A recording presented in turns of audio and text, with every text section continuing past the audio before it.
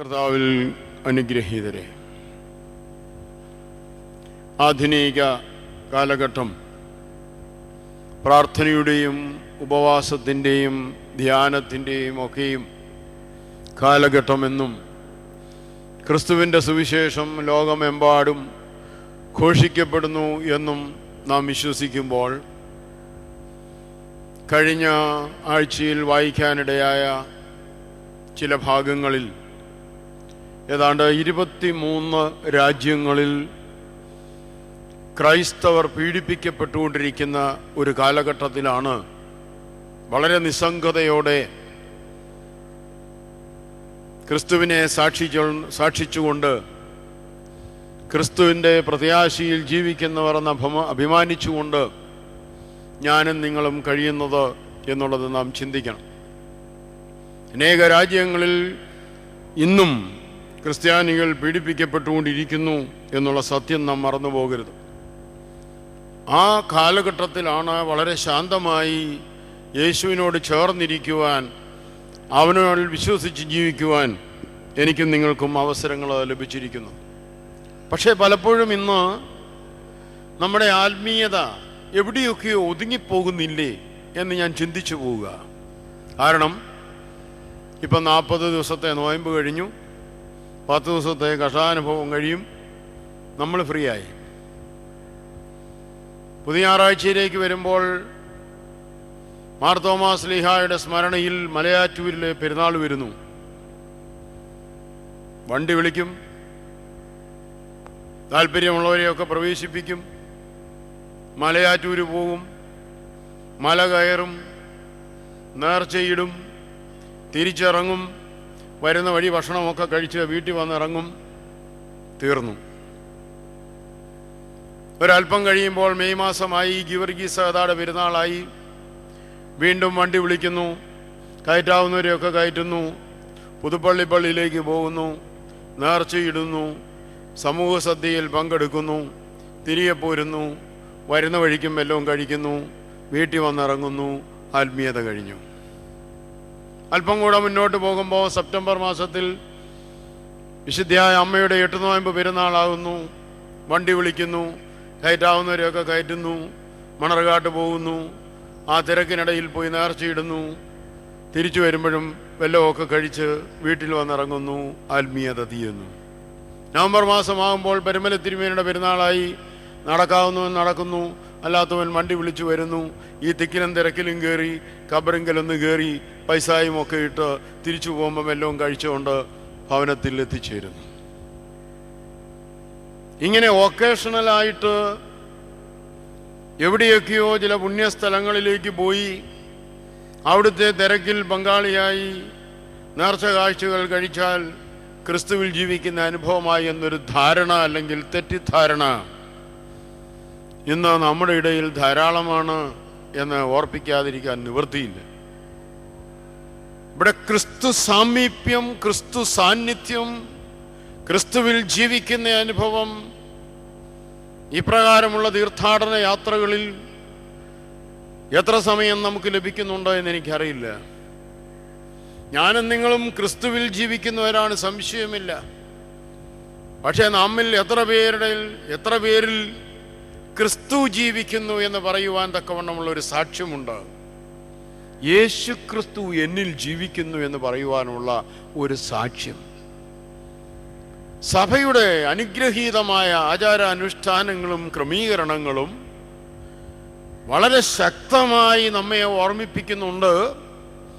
ക്രിസ്തുവിൽ ജീവിക്കുന്ന ഒരനുഭവം മാത്രമല്ല, ക്രിസ്തു നിന്നിൽ ജീവിക്കുന്ന ഒരനുഭവം കൂടിയാക്കി നിന്റെ ജീവിതത്തെ ക്രമീകരിക്കുമ്പോഴാണ് നീ യഥാർത്ഥമായ ക്രിസ്ത്യാനിയായി മാറുന്നത് എന്ന് നമ്മെ ഓർപ്പിക്കുകയാണ്. ഈ 4-5 വർഷങ്ങൾ ഒന്ന് വിലയിരുത്തുമ്പോൾ പരിശുദ്ധ സഭയിൽ നോയമ്പ് അനുഷ്ഠിക്കുന്ന ആളുകളുടെ എണ്ണം വളരെ വർദ്ധിച്ചിട്ടുണ്ട്. ഒത്തിരി സന്തോഷമുണ്ട്. യൗവനക്കാരായ നമ്മുടെ അനേക ആൺമക്കളും പെൺമക്കളും വളരെ ഭംഗിയായി ചിട്ടയോടുകൂടി നോയമ്പനുഷ്ഠിക്കുന്നു, കുമ്പിടുന്നു, പ്രാർത്ഥിക്കുന്നു, യാമപ്രാർത്ഥനകൾ നിർവഹിക്കുന്നു. അവരുടെ ഉപവാസത്തിൻ്റെ ഒരു ഓഹരി നന്മയ്ക്കായിട്ട് അവർ നൽകുന്നു എന്നുള്ള ആ വലിയ സന്തോഷം നിങ്ങളുമായി പങ്കിടുവാൻ ഞാൻ ആഗ്രഹിക്കുകയാണ്.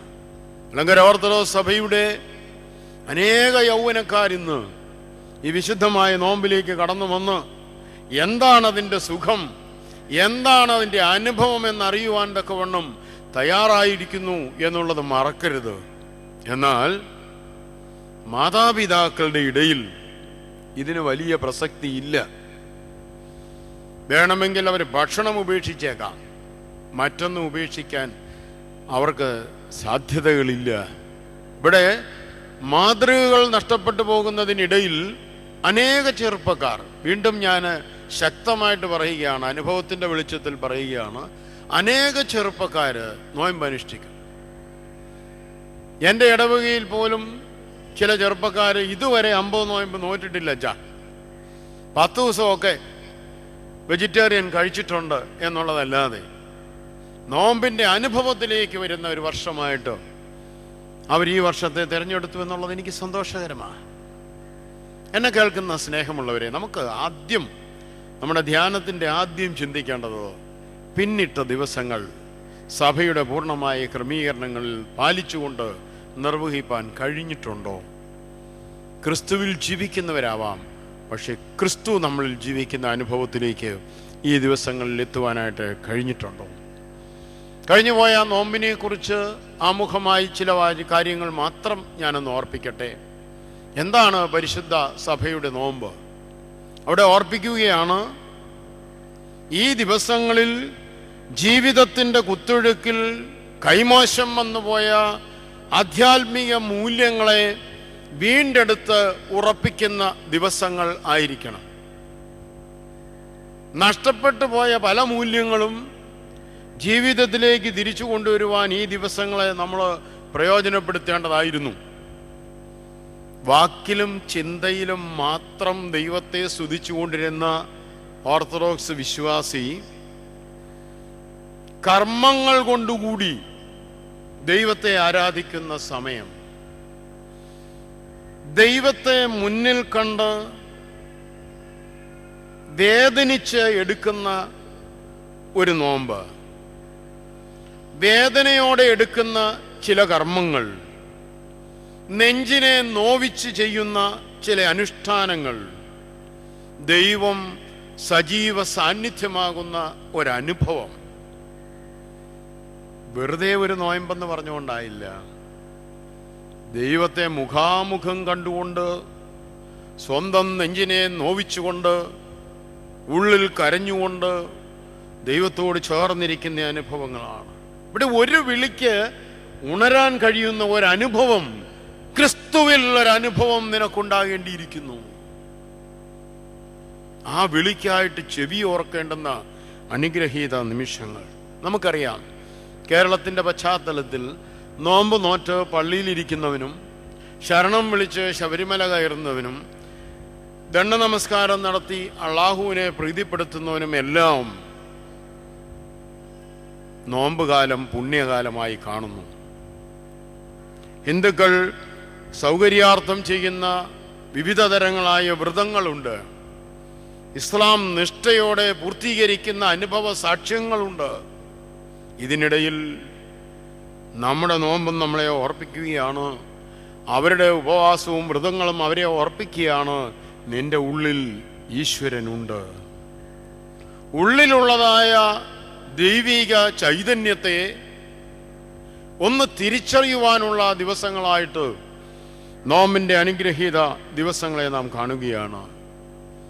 സ്വന്തം ഈശ്വര ചൈതന്യവുമായി കണ്ണാടിയിൽ കാണുന്നത് പോലെ മുഖാമുഖം ദർശിക്കുന്ന ഒരനുഭവം, ഹൃദയത്തോട് ചേർത്ത് പിടിച്ച് താരാട്ടുപാട്ടുന്ന അമ്മയെപ്പോലെ ഓരോ യാമപ്രാർത്ഥനകളും ഹൃദയത്തോട് ചേർത്ത് പിടിച്ചുകൊണ്ട് യോഹന്നാൻ ക്രിസ്തുവിൻ്റെ മാറിൽ ചാരിയിരുന്നത് പോലെ അവൻ്റെ മാറിലേക്ക് ചാരിയിരുന്നുകൊണ്ട് അവൻ്റെ മുഖത്തേക്ക് നോക്കിക്കൊണ്ട് പ്രാർത്ഥിക്കുന്ന ഒരനുഭവം. ആഴമേറിയ നല്ല ബന്ധങ്ങൾ, അനേക കണ്ണീർപ്പാടങ്ങൾ പിന്നിട്ട ശേഷമാണ് രൂപപ്പെട്ടിട്ടുള്ളത് എന്നുള്ള സത്യവും നാം ചിന്തിക്കണം. ഇതിനോട് ചേർന്ന് സഭ പറയുന്നുണ്ട്, ചില ഭക്ഷണങ്ങൾ വർജിക്കണം. എൻ്റെ അറിവ് ശരിയാണെങ്കിൽ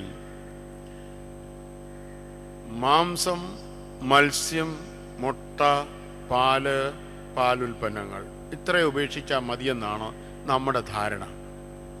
ബാക്കി അത് എന്തെല്ലാം വേണേലും നോയമ്പി കഴിക്കാം, 7 നേരം വേണേലും കഴിക്കാം എന്നൊക്കെ ധാരണാപൂർവം നോയമ്പനുഷ്ഠിക്കുന്ന ആളുകളുണ്ട്. ഈ 5 സാധനം തൊടാതിരുന്നാൽ മതി. പക്ഷെ എനിക്ക് പറയാനുള്ളത്, നിനക്ക് ഏറ്റവും ഇഷ്ടമുള്ള ഭക്ഷണപാനീയങ്ങളെല്ലാം മാറ്റി നിർത്തണം. നിനക്ക് ഏറ്റവും ഇഷ്ടമുള്ളത് നോൺ വെജ് ആയിക്കോട്ടെ, വെജിറ്റേറിയൻ ആയിക്കോട്ടെ, നിനക്ക് ഏറ്റവും ഇഷ്ടമുള്ളതായ സകല ഭക്ഷണപാനീയങ്ങളും മാറ്റി നിർത്തിക്കൊണ്ട് ജീവിച്ചിരിക്കാൻ വേണ്ടിയത് മാത്രം കഴിക്കുന്ന ഒരനുഭവത്തിലേക്ക് വരിക. അതിനോടൊപ്പം തന്നെ ഇഷ്ടമുള്ളതിനെ മാറ്റി നിർത്തുമ്പോൾ നമുക്കിഷ്ടമില്ലാത്ത കുറച്ച് ആളുകൾ നമുക്ക് ചുറ്റുമുണ്ട്. നമ്മെ ഇഷ്ടപ്പെടാത്ത കുറച്ച് ആളുകൾ, നമ്മളോട് മിണ്ടാത്ത കുറച്ച് പേര്, നമ്മൾ മിണ്ടാത്ത കുറച്ച് പേര്, നമ്മൾ കയറാത്ത ചില വീടുകൾ, നമ്മളെ കയറ്റാത്ത ചില വീടുകൾ, നമ്മൾ കണ്ടാൽ മുഖം തിരിക്കുന്ന കുറച്ച് പേര്, നമ്മളെ കണ്ടാൽ മുഖം തിരിക്കുന്ന കുറച്ച് പേര്, ശവപ്പെട്ടി കിടന്നാൽ പോലും അവൻ എൻ്റെ അടുക്കൽ വരരുത് എന്ന് നമ്മൾ ചിന്തിക്കുന്ന കുറച്ച് ആളുകൾ, ചാവുമ്പോഴെങ്കിലും എനിക്ക് അവനെ ഒന്ന് ചെന്ന് കണ്ട് ഒന്ന് ചോദിക്കണം എന്ന് ആഗ്രഹിക്കുന്ന കുറച്ച് പേര്. ഇങ്ങനെ കുടുംബ ബന്ധങ്ങളിലും സുഹൃത്ത് വലയങ്ങളിലും നമ്മിൽ നിന്ന് അകന്നു നിൽക്കുന്നവരെ അടുപ്പിക്കാൻ ഈ വിശുദ്ധമായ നോമ്പിന്റെ ദിവസങ്ങൾ അനുഗ്രഹീതമായിരുന്നു. ഇവിടെയാണ് സഭയുടെ അനുഷ്ഠാനങ്ങളുടെ, ആചാരങ്ങളുടെ പ്രസക്തി എന്ന് ഓർപ്പിക്കുകയാണ്. നമ്മുടെ കരുതലിൻ്റെ പുറത്തേക്ക് മാറ്റി നിർത്തിയിരിക്കുന്ന ആളുകളെ നമ്മുടെ സ്നേഹ വലയത്തിലേക്ക് ചേർത്ത് നിർത്തിക്കൊണ്ട് ദൈവത്തിൻ്റെ കുരിശിൻ്റെ ചുവട്ടിൽ അഭയം പ്രാപിക്കുന്ന ഒരനുഭവം.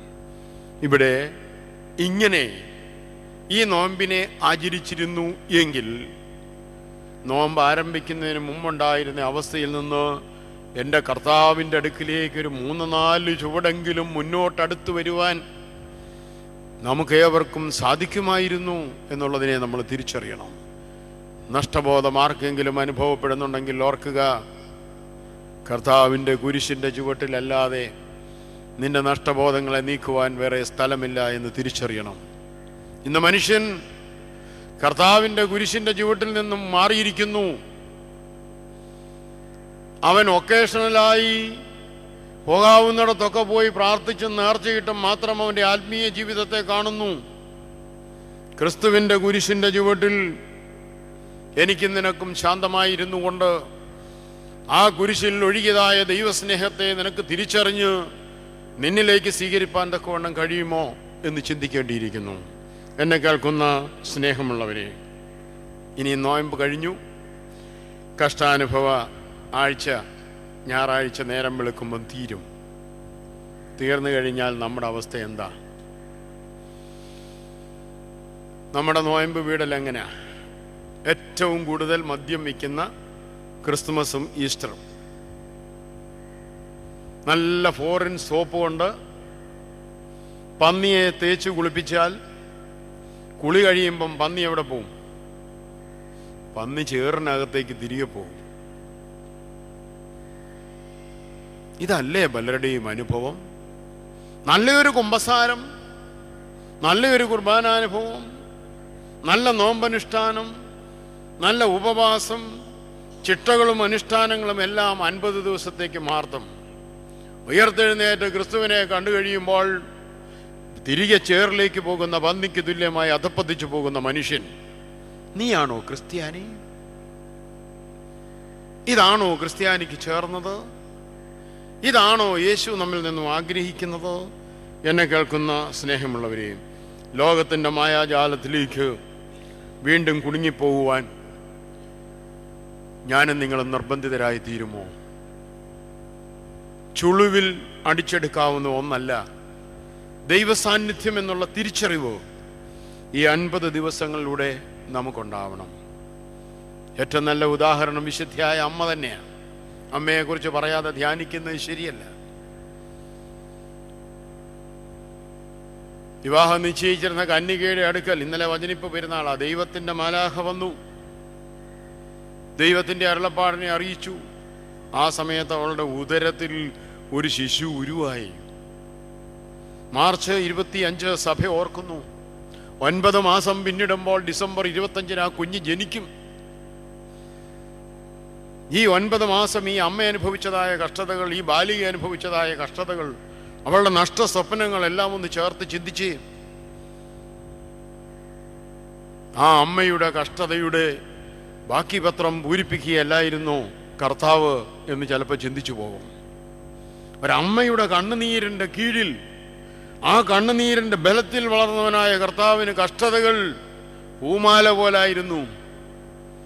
എനിക്കും നിങ്ങൾക്കും ചെറിയൊരു കഷ്ടത വന്നു കഴിഞ്ഞാൽ പിന്നെ ഓട്ടമാ. എന്താ പറ്റിയത്? നമ്മൾ വളരുന്നത് അമ്മയുടെ കണ്ണുനീരിന് കീഴിലല്ല. കരയുന്ന മാതാപിതാക്കളുടെ എണ്ണം കുറഞ്ഞു. ആരുടെയും മുമ്പിൽ കരയുകയില്ല, ദൈവത്തിൻ്റെ സന്നിധിയിലും കരയുകയില്ല. പണ്ടൊക്കെ ഈ കബറിങ്കൽ വരുമ്പോൾ പ്രാർത്ഥിക്കാൻ പറ്റത്തില്ല.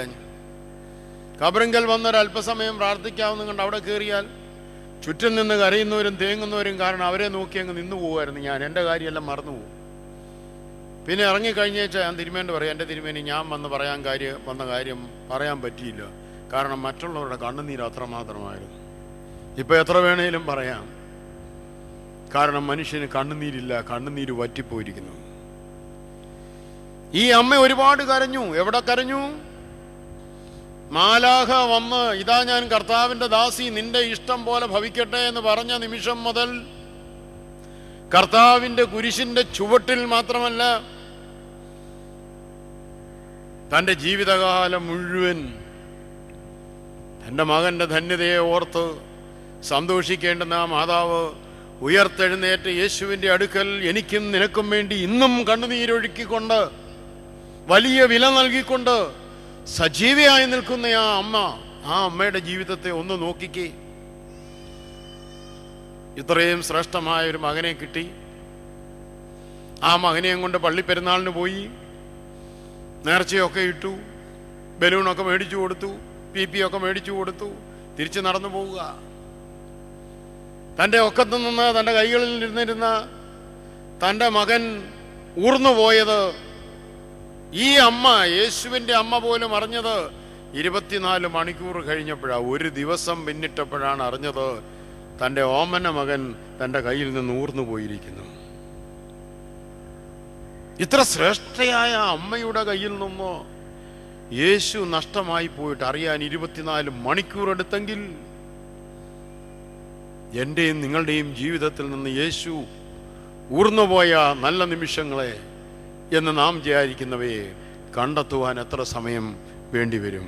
അതെ, എന്നെ സ്നേഹിക്കുന്ന, എന്നെ കരുതുന്ന, എന്നെ അറിയുന്ന യേശുവിൻ്റെ അമ്മ, ആ അമ്മയുടെ കയ്യിൽ നിന്ന് ഒരിക്കൽ തൻ്റെ മകൻ ഊർന്നുപോയി എന്നുള്ള സങ്കടം ആ അമ്മയുടെ ജീവിതത്തിലെ വലിയ കണ്ണുനീരാണ്. എത്ര കുഞ്ഞുങ്ങൾ ഇന്നത്തെ മാതാപിതാക്കളുടെ കയ്യിൽ നിന്ന് ഊർന്നു പോകുന്നു. പഴയ തലമുറയിൽ നിന്ന് വ്യത്യസ്തമായി ഇന്നത്തെ സ്ത്രീകൾക്ക്, ക്ഷമിക്കണം ഞാൻ കർഷാൻ വായിച്ച് പറയുമ്പോഴും, പ്രസവിക്കാൻ മടിയായി തുടങ്ങി. കൂടുതൽ കുഞ്ഞുങ്ങളെ വളർത്താൻ മടിയായി തുടങ്ങി. 1 മതി, 2 മതി, ഒന്നും വേണ്ട.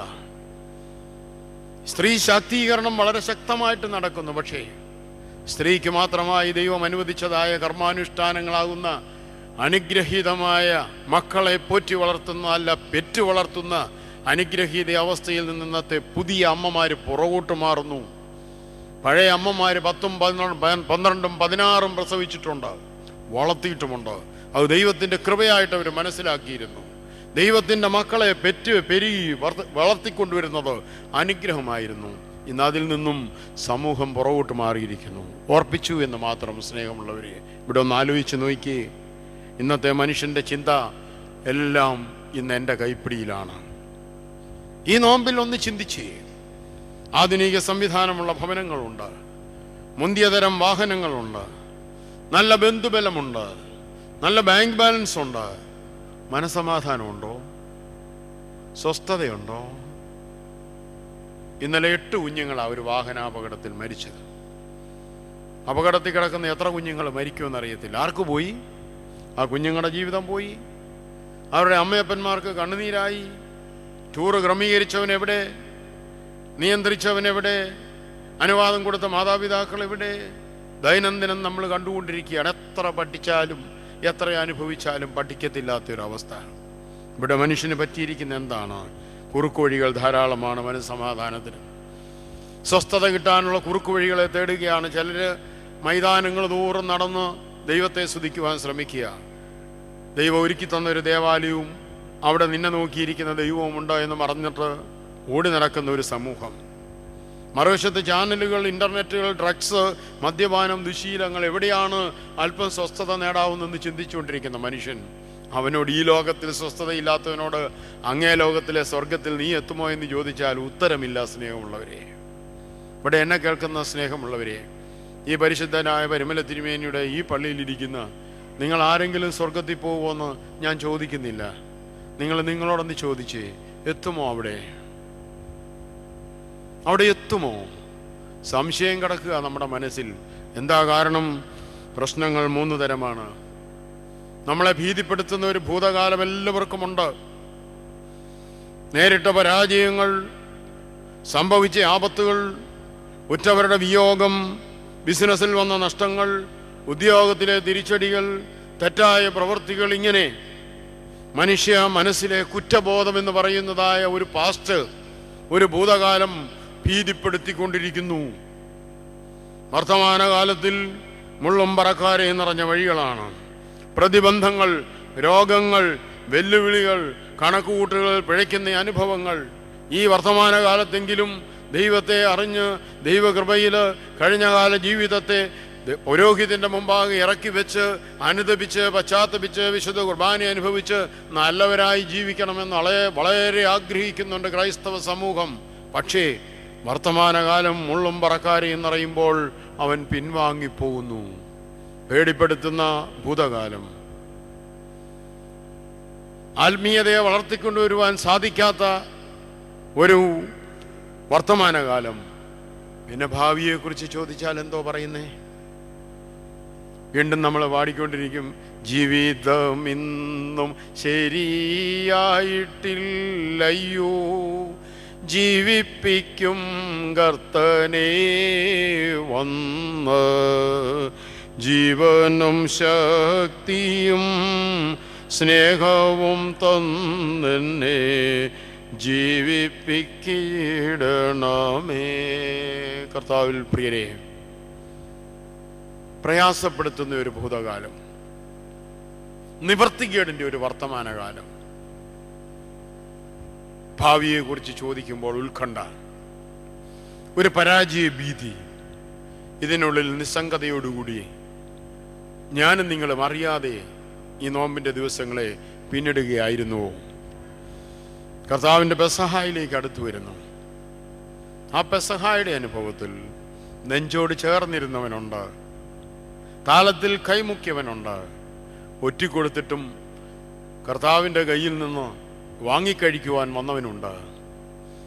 വിഭിന്നമല്ല നമ്മുടെ അവസ്ഥയും എന്ന് ചിന്തിക്കുക.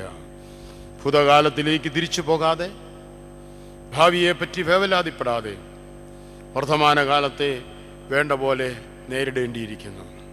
കഴിഞ്ഞകാല ജീവിതത്തിൻ്റെ പാകതയും പക്വതയും ഉൾക്കൊണ്ടുകൊണ്ട് ദൈവരാജ്യം ലക്ഷ്യമാക്കിയുള്ള ഒരു തീർത്ഥാടനമായി നോയമ്പിൽ മാത്രമല്ല ജീവിതം മുഴുവൻ കഴിയണം. അർത്ഥവത്തായ ഒരു ജീവിതശൈലി. ജീവിതത്തിൻ്റെ അന്ത്യം എപ്പോഴായാലും അന്ത്യം വരെയും ക്രിസ്തുവിനോട് ചേർന്നല്ല, ക്രിസ്തു എന്നിൽ ജീവിക്കുന്ന ഒരു അനുഭവം ഉണ്ടാകുവാൻ കഴിയണം. അതിനെന്ത് ചെയ്യണം? വിശക്കുന്ന ദാഹിക്കുന്ന ലോകത്തെ കൈക്കുമ്പിളിലെടുത്ത് ദൈവസന്നിധിയിൽ സമർപ്പിച്ച് പ്രാർത്ഥിച്ചുകൊണ്ടിരിക്കണം. നിന്റെ കടമകളുടെ നടുവിൽ, കർത്തവ്യങ്ങളുടെ നടുവിൽ നിന്റെ കാര്യം മാത്രം പറഞ്ഞുകൊണ്ടിരിക്കാനല്ല സഭ പഠിപ്പിക്കുന്നത്.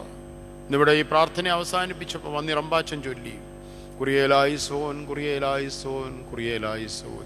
ഞങ്ങളുടെ കർത്താവേ ഞങ്ങളോട് കരുണ ചെയ്യണമേ. ഞങ്ങളുടെ കർത്താവേ കൃപയുണ്ടായി ഞങ്ങളോട് കരുണ ചെയ്യണമേ. ഞങ്ങളുടെ കർത്താവേ ഉത്തരമരുളി ചെയ്ത് ഞങ്ങളോട് കരുണ ചെയ്യണമേ. ഞങ്ങളുടെ കർത്താവേ നിനക്ക് സ്തുതി, ഞങ്ങളുടെ കർത്താവേ നിനക്ക് സ്തുതി, എന്നേക്ക് ഞങ്ങളുടെ ശരണവുമേ നിനക്ക് സ്തുതി. ബാറക്കുമോ. എത്ര പ്രത്യാശയുടെ പ്രാർത്ഥനയാണ്. എന്നേക്കും എൻ്റെ ശരണമായിരിക്കുന്ന കർത്താവേ നിനക്ക് സ്തുതി. ആമുഖ ചിന്തകൾ ദൈർഘ്യമേറിയതായിരുന്നു എന്നെനിക്കറിയാം. കാരണം ധ്യാനം, ഏലിയാസ് തിരുമേനി പറയുന്ന പോലെ, ധ്യാനം അവരവർ നടത്തേണ്ടതാണ്. ശ്വാസം അവരവർ വലിക്കുന്നത് പോലെ ധ്യാനം അവരവർ നയിക്കണം. നിൽക്കുന്നയാൾ ചില ചിന്തകൾ പങ്കിട്ട് തരുമ്പോൾ അത് സ്വന്തം ജീവിതവുമായി തട്ടിച്ചു നോക്കി സ്വയം ധ്യാനിക്കുന്ന ഒരു അനുഭവമാണ് പ്രത്യേകിച്ച് കഷ്ടാനുഭാഴ്ചയിൽ നമുക്കുണ്ടാവേണ്ടത്. അതുകൊണ്ട് നോമ്പിൻ്റെ അനുഭവങ്ങൾ, പിന്നിട്ട് പോയ ദിവസങ്ങൾ, മുന്നോട്ട് പോകുന്ന നാളുകൾ, പന്നിയെ കുളിപ്പിച്ച് വെച്ചത് ചേറ്റിൽ ചാടിയ അനുഭവമായി തീരാതെ അനുഗ്രഹിക്കപ്പെട്ട ഒരു കഴുകലും ഒരു തുടയ്ക്കലും ഒരു നനയ്ക്കലും ഒക്കെ ജീവിതത്തിന് അനിവാര്യമാണ് എന്നറിഞ്ഞ് ജീവിപ്പാനായിട്ട് നമുക്ക് കഴിയട്ടെ എന്ന് ഞാൻ പ്രാർത്ഥിക്കുകയാണ്. ഞാൻ ഇവിടെ 2 വാക്യങ്ങൾ നിങ്ങളുടെ ചിന്തയിലേക്ക് കൊണ്ടുവന്നുകൊണ്ട് എൻ്റെ വാക്കുകൾ യഥാസമയം അവസാനിപ്പിക്കുന്നതാണ്. പരിശുദ്ധനായ പൗലോസ് ശ്ലീഹ ഫിലിപ്പിയർക്ക് എഴുതിയ ലേഖനം 3-ാം അധ്യായത്തിൻ്റെ 10-ാം വാക്യം പറയുന്നു, ക്രിസ്തുവിനെ അറിയുക എന്നല്ലാതെ മറ്റൊന്നും ഞാൻ ആഗ്രഹിക്കുന്നില്ല. ക്രിസ്തുവിനെ അറിയുക എന്നല്ലാതെ മറ്റൊന്നും ഞാൻ ആഗ്രഹിക്കുന്നില്ല.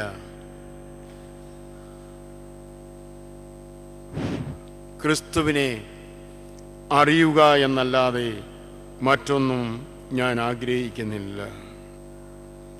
പണ്ട് പിതാക്കന്മാർ ഇത് മനസ്സിലാക്കിക്കൊണ്ട് ഇങ്ങനെ പാടി, ഉള്ളം നീ മുഴുവൻ തുറന്ന്, ഉള്ളം നീ മുഴുവൻ തുറന്ന് തള്ളയാം യേശുവിൻ കയ്യിലേൽപ്പിക്ക നീ, തള്ളയാം യേശുവിൻ കയ്യിലേൽപ്പിക്ക നീ. ക്രിസ്തുവിനെ അറിയുക എന്നല്ലാതെ മറ്റൊന്നും ഞാൻ ആഗ്രഹിക്കുന്നില്ല എന്ന് പറയുമ്പോൾ നമ്മുടെ അഭിനന്ദനായ ഗീവർഗീസ് മാർ ഒസ്താത്യോസ് തിരുമേനിയെ ഓർക്കാതിരിക്കാൻ നിവൃത്തിയില്ല. ജീവിതത്തിൽ എന്തുണ്ടായിരുന്നു തിരുമേനിക്ക് കൈമുതൽ എന്ന് ചോദിച്ചാൽ അദ്ദേഹത്തിന് ഒന്ന് മാത്രമേ പറയാനുണ്ടായിരുന്നുള്ളൂ, ക്രിസ്തു മാത്രം എനിക്ക് കൈമുതലാണ്. ആ ക്രിസ്തുവിനെ അദ്ദേഹം നമുക്ക് വരച്ചു കാണിച്ചത് കുരിശിലേക്ക് നോക്കി കുരിശിൽ ഒഴുകിയതായ സ്നേഹത്തെ തൻ്റെ ജീവിതത്തിലേക്ക് പകർത്തിക്കൊണ്ട് ആ സ്നേഹത്തെ അശരണരായ അനേകരുടെ ഹൃദയങ്ങളിലേക്കും ജീവിതത്തിലേക്കും പങ്കിട്ടുകൊടുത്ത പരിശുദ്ധ പിതാവേ, അങ്ങയുടെ തൃപ്പാദത്തിങ്കൽ ഞങ്ങൾ നമിക്കുന്നു എന്ന് ഈ ദിവസം ഈ ധ്യാനത്തിൽ അറിയാതെ ഞാൻ അങ്ങ് പറഞ്ഞു പോവുകയാണ്.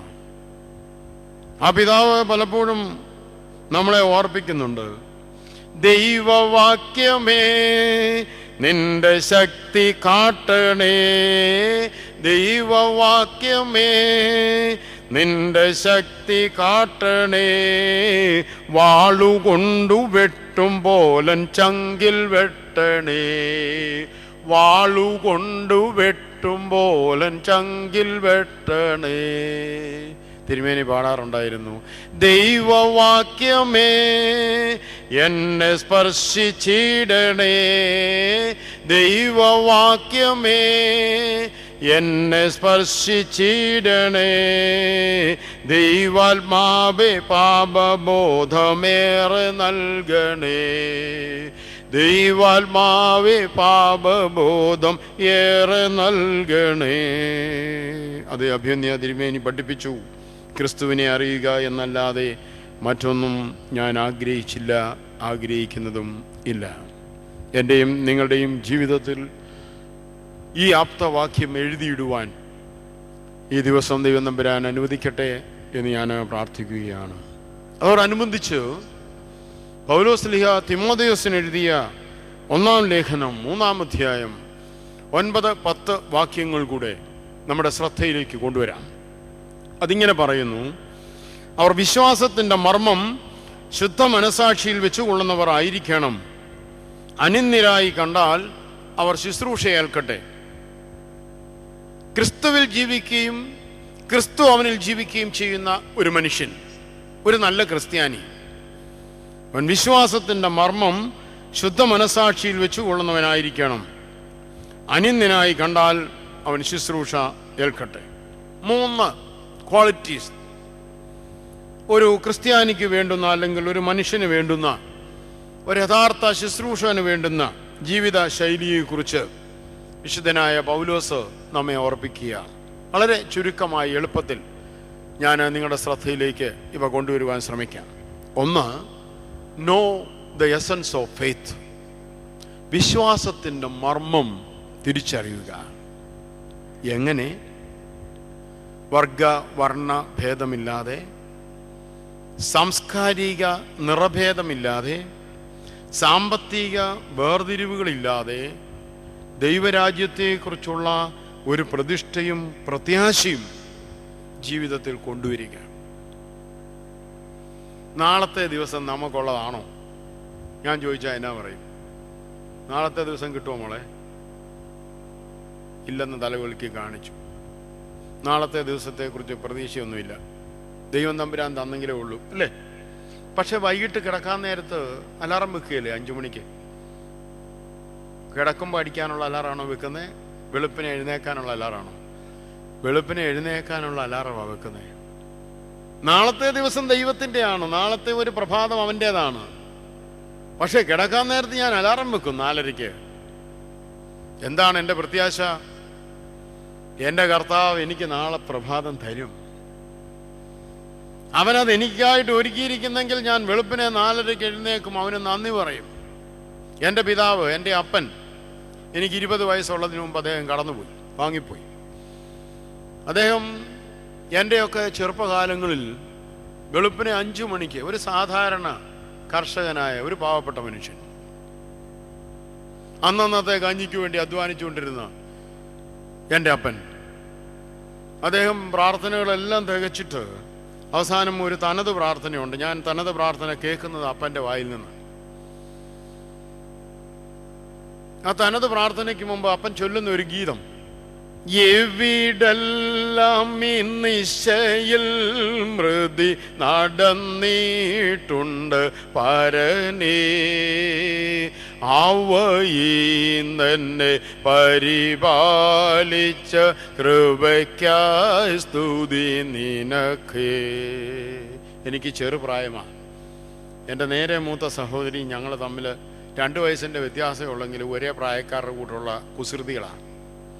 വെളുപ്പിനെ ഉറങ്ങിക്കിടക്കുന്ന ഞങ്ങളെ വിളിച്ചുണർത്തി ചൊല്ലാവുന്ന പ്രാർത്ഥന മുഴുവൻ ചൊല്ലിച്ചേച്ച്, അതും പോരാഞ്ഞിട്ട് ഈ പാട്ടും പാടിയ ചപ്പൻ്റെ ഒരു തനത് പ്രാർത്ഥന: ദൈവമേ, ഈ മുണ്ടക്കയം ദേശത്തൂടെ ഇന്നലെ രാത്രിയിൽ മരണത്തിൻ്റെ ദൂതൻ കടന്നു പോയപ്പോൾ എൻ്റെ വീട്ടിൽ കയറാതെ പോയതിന് നന്ദി.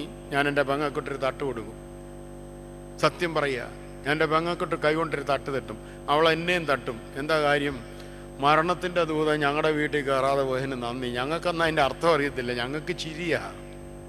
ഈ അപ്പന് വേറെ ഒരു പണിയില്ലേ? ഉറങ്ങിക്കിടന്നവനെ വിളിച്ച് അയലോകത്തുള്ള സകല എണ്ണവും ഉറക്കമാണ്, ഞങ്ങളുടെ വീട്ടിൽ മാത്രമേ ഉള്ളൂ വെളുപ്പിനെ 5 മണിക്കത്തെ ഈ ശിക്ഷ. എന്നിട്ടും പോരാഞ്ഞിട്ട് രാത്രിയിൽ മരണത്തിൻ്റെ ദൂതൻ കയറാതെ പോയതിന് നന്ദി. ഞങ്ങൾ ചിരിക്കുമായിരുന്നു. പക്ഷേ കർത്താവിൽ അനുഗ്രഹീതരെ, ഒരു ദിവസം വെളുപ്പിനെ 3 മണിക്ക് ഞങ്ങളെല്ലാവരും ചുറ്റും ഇരിക്കെ ചെയ്ത് എൻ്റെ അപ്പനെ ദൈവത്തിൻ്റെ മാലാഖ കൂട്ടിക്കൊണ്ടുപോയി. ഓർത്തഡോക്സുകാരൻ്റെ പാട്ട് പാടാൻ അദ്ദേഹം ആവശ്യപ്പെട്ടു. ഞങ്ങളെല്ലാം കണ്ണി നോക്കി ഓർത്തഡോക്സുകാരൻ്റെ പാട്ട് ഏതാ. അന്നേരം അദ്ദേഹം തന്നെ തുടങ്ങി തന്നു: കരുണക്കടലിലെ ഞാൻ നോക്കും. അതായിരുന്നു ഓർത്തഡോക്സുകാരൻ്റെ പാട്ടെന്നാന്ന് അറിയത്തില്ല. ഞങ്ങളെല്ലാവരും കൂടെ അങ്ങ് ശരിക്ക് പാടി. അപ്പം മരിക്കുമെന്നൊന്നും ഞങ്ങൾക്കറിയത്തില്ല. ഞങ്ങൾ കരുണക്കടലെ നല്ല ഭംഗിയായിട്ട് പാടി. തീർന്നു കഴിഞ്ഞപ്പോഴത്തേക്കിന് ഞങ്ങളുടെ അപ്പം പോയി. അന്ന് മോർച്ചറിയൊന്നുമില്ല. ഞങ്ങളുടെ ബന്ധുജനങ്ങൾ ആരൊക്കെയോ വന്നു കുളിപ്പിച്ചു. അപ്പനെ കൊണ്ടുവന്ന് അവിടെ കിടത്തി. എൻ്റെ അമ്മ ഒരു സ്റ്റൂളയിൽ അതിൻ്റെ തലക്കിലിരിക്കുക. ഞാൻ ഇളയ മോനാണ്. ഞാൻ താഴെ ഇരുന്നുകൊണ്ട് അമ്മയുടെ മടിയിലേക്ക് തല വെച്ച് അങ്ങനെ അമ്മയെ നോക്കിക്കൊണ്ടിരിക്കുക. അമ്മ കണ്ണുനീര് ഒഴുക്കുക. 5 മണി സമയമായപ്പോൾ അമ്മ എൻ്റെ തോളയിലൊന്ന് അമക്കി. ഞാൻ മേളിലോട്ട് നോക്കി. അമ്മ എനിക്ക് മനസ്സിലായില്ല. അമ്മ പിന്നെ ഒന്നുകൂടെ അമക്കി. ഞാൻ ചോദിച്ചു, എന്നാ? ഇന്ന് രാത്രി മരണത്തിൻ്റെ ദൂതൻ നമ്മുടെ വീട്ടിൽ കൂടെ കയറി നമ്മുടെ അപ്പച്ചനെ കൊണ്ടുപോയി. അന്ന് ഞാൻ മനസ്സിലാക്കി പിതാക്കന്മാരുടെ പാട്ടിൻ്റെയും പിതാക്കന്മാരുടെ പ്രാർത്ഥനയുടെയും അർത്ഥം. വെളുപ്പിനെ 3 മണിക്കന്ന് മരണത്തിൻ്റെ ദൂതൻ മുണ്ടക്കയം ദേശത്തൂടെ കടന്നു വന്നപ്പോൾ എൻ്റെ അപ്പനെ കൂട്ടിക്കൊണ്ടുപോയി. അന്ന് 5 മണിക്ക് ഞങ്ങൾക്കത് പാടാൻ പറ്റിയില്ല പ്രിയമുള്ളവരെ. അതുപോലെ ഒരു പ്രഭാതത്തിലാണ്, വെളുപ്പിനത്തെ സമയത്താണ് ഗുജറാത്തിൽ വെച്ച് എൻ്റെ അമ്മയും കടന്നു പോകുന്നത്. അന്നും എനിക്കത് പാടാൻ പറ്റിയില്ല. ഈ 2 ദിവസങ്ങൾ ഒഴിച്ചാൽ ഇന്ന് വെളുപ്പിനെ വരെയും ഈ പാട്ട് പാടിക്കൊണ്ടാണ് ഞാൻ എൻ്റെ പ്രാർത്ഥനകൾ അവസാനിപ്പിക്കുന്നത്. കിടക്കാൻ നേരം അദ്ദേഹം ഓർപ്പിക്കുമായിരുന്നു, ഞാൻ ചെരിഞ്ഞനുകൂലത്താൽ ഉറങ്ങുമ്പോൾ നിന്റെ ചോര എനിക്ക് കാവൽ. ചെരിഞ്ഞു കിടന്ന് സുഖമായിട്ട് ഉറങ്ങുമ്പം കുഞ്ഞാടിൻ്റെ രക്തം എനിക്ക് കാവലാണെന്ന് പറഞ്ഞുകൊണ്ട് മക്കളെ കിടന്നുറങ്ങിക്കോണം. രാവിലെ നിനക്ക് ജീവനുണ്ടെങ്കിൽ നീ എഴുന്നേറ്റ് ദൈവത്തെ സ്തുതിക്കണം. മരണത്തിൻ്റെ ദൂതൻ നിന്നെ കൂട്ടിക്കൊണ്ടുപോയില്ല. വിശ്വാസത്തിൻ്റെ മർമ്മത്തെ തിരിച്ചറിയുന്നത് അവൻ്റെ പ്രവൃത്തിയിലൂടെയാണ് എന്ന് ഞാൻ ഓർപ്പിച്ചു എന്ന് മാത്രം. ഇവിടെ ദേവാലയത്തിൻ്റെ മദ്ബഹായിൽ ധൂപം വെച്ച് പുറപ്പെട്ട് തിരികെ മടങ്ങിയെത്തി ധൂപം വെച്ച് പ്രാർത്ഥിക്കുന്ന പ്രദക്ഷിണത്തിൻ്റെ ഉദ്ദേശവും ഏതാണ്ട് അതൊക്കെ തന്നെയാണ്. വിശ്വാസത്തിൻ്റെ മർമ്മം. ആശ്രയം വെക്കുന്ന ബലിപീഠത്തിങ്കൽ ദേശത്തിന് വേണ്ടി പ്രാർത്ഥിച്ച് തിരിച്ചെത്തുന്ന പുരോഹിതൻ ദേശത്തെ ആശീർവദിച്ച് അനുഗ്രഹിച്ച് ദേശത്ത് നിന്ന് ദുഷ്ടതയെ നീക്കിക്കളയുന്ന വിശ്വാസത്തിൻ്റെ വലിയ മർമ്മം. അതിൽ പങ്കാളിയായി ദേവാലയത്തിൽ കയറി ആശീർവാദം സ്വീകരിപ്പാൻ ഏവർക്കും കഴിയണം. അതെ, ദേവാലയത്തിൻ്റെ 4 അതിരുകളിൽ തീരുന്ന ദൈവദർശനമല്ല, ലഭിച്ച വിശ്വാസത്തിൻ്റെ അനുഭവങ്ങൾ തലമുറയ്ക്ക് പങ്കിട്ടു കൊടുക്കുന്ന നല്ല മാതൃകകളാണ് ഇന്ന് എനിക്ക് നിങ്ങൾക്കും ഉണ്ടാകേണ്ടത് എന്ന് സ്നേഹത്തോടെ ഓർപ്പിക്കട്ടെ. എങ്ങനെയോ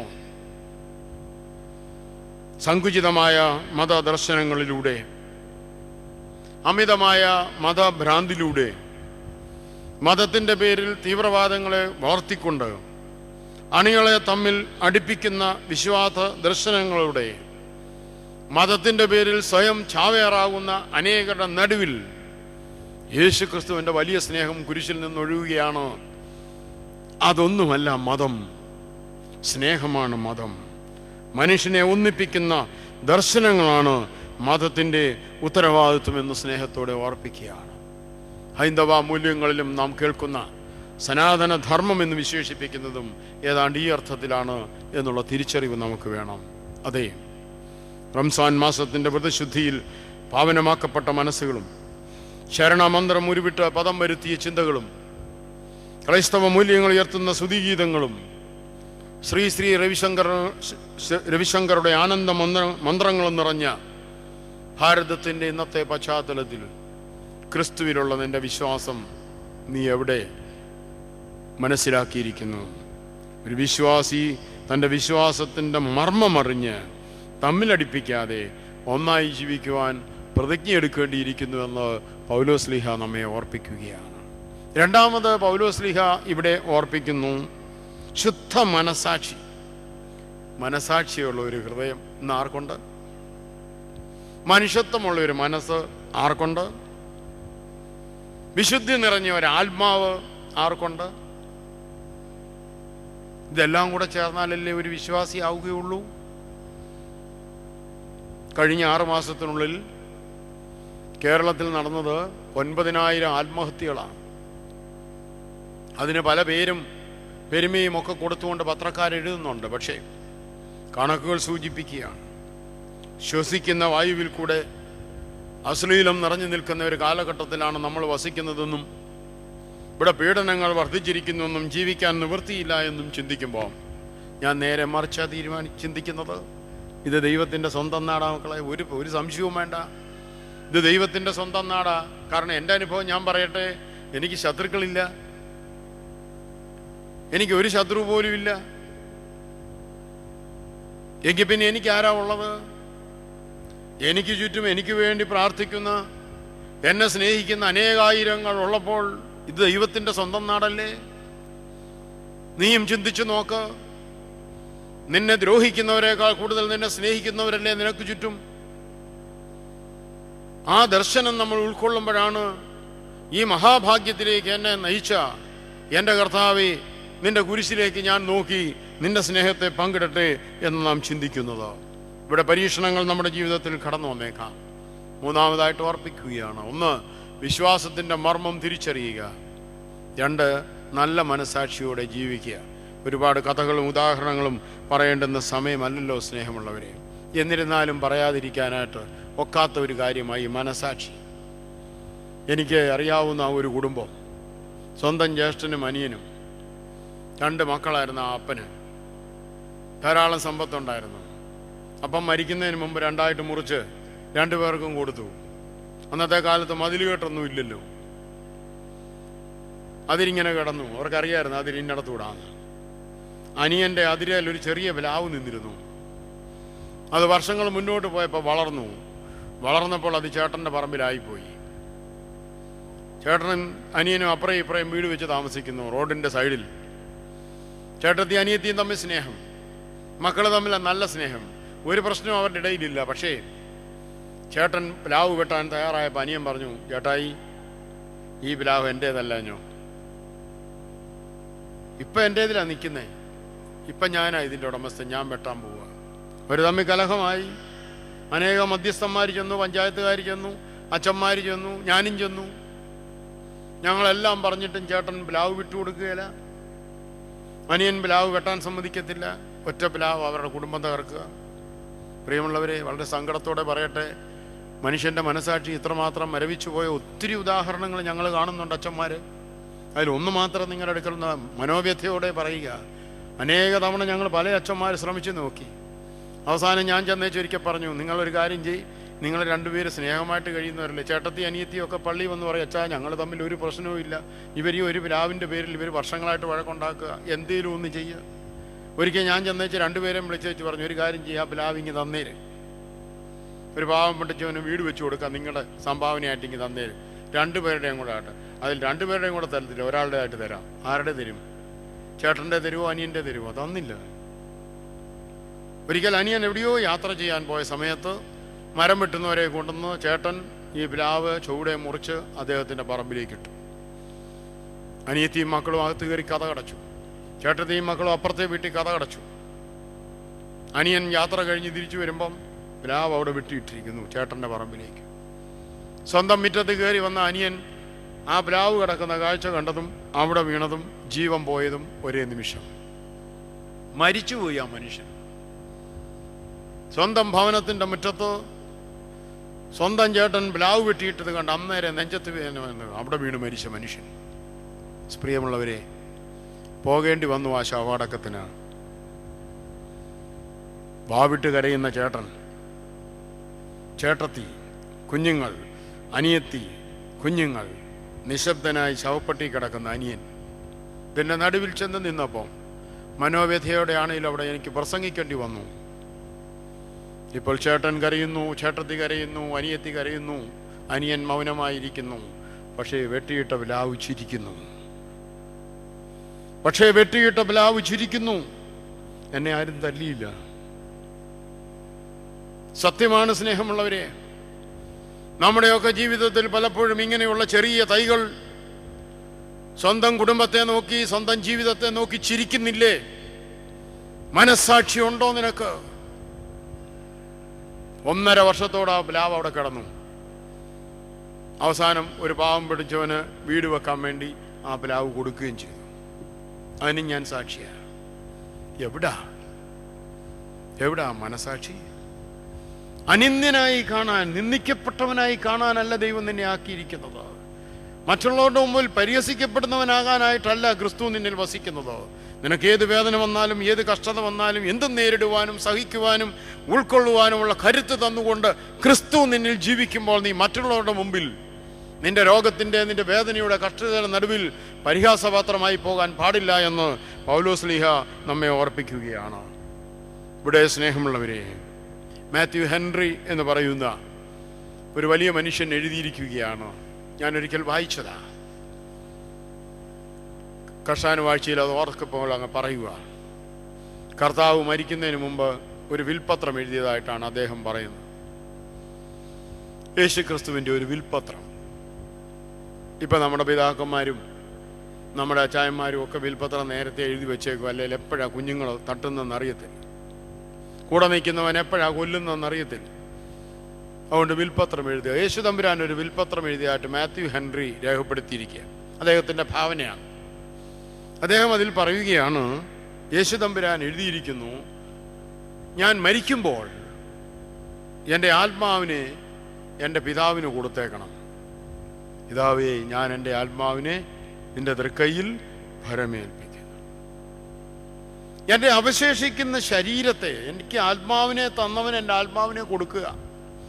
എൻ്റെ അവശേഷിക്കുന്ന ഈ ശരീരത്തെ ആ അരിമത്യക്കാരൻ യൗസേപ്പിന് കൊടുത്തേക്കുക. യൗസേപ്പ് നീക്കോദീമോസും കൂടെ അവൻ്റെ ശരീരത്തെ മേടിച്ചുകൊണ്ടുപോയി. ഞാൻ ജനിച്ചു വീണപ്പോൾ എനിക്ക് ഉടുവസ്ത്രമില്ലായിരുന്നു. നല്ല ഒരു ഉടുപ്പ് മേടിച്ചു തരാൻ എൻ്റെ അമ്മയ്ക്ക് കഴിഞ്ഞില്ല. തൻ്റെ മേൽവസ്ത്രം കീറി ആ പഴന്തുണിയിൽ അമ്മ എന്നെ പൊതിഞ്ഞു. എൻ്റെ അമ്മയുടെ കണ്ണു മുമ്പിൽ വെച്ച് എൻ്റെ വസ്ത്രം ഉരിഞ്ഞ് അവരതിന് ചീട്ടിട്ടു. എൻ്റെ ഉടുവസ്ത്രം എന്നെ കുരിശിച്ച പടയാളിക്ക് കൊടുക്കണം. യേശുവിൻ്റെ വിൽപത്രമാണ്. ഇനി എനിക്ക് എൻ്റെ അമ്മയുണ്ട്. എൻ്റെ അമ്മയെ എനിക്ക് മറക്കാനൊക്കത്തില്ല. എൻ്റെ അമ്മയെ എന്നെ സ്നേഹിച്ചവനും ഞാൻ സ്നേഹിച്ചവനുമായി യോഹന്നാന് കൊടുക്കണം. യേശു എഴുതുക. യേശു എഴുതിയിരിക്കുന്ന വിൽപത്രമാണ്.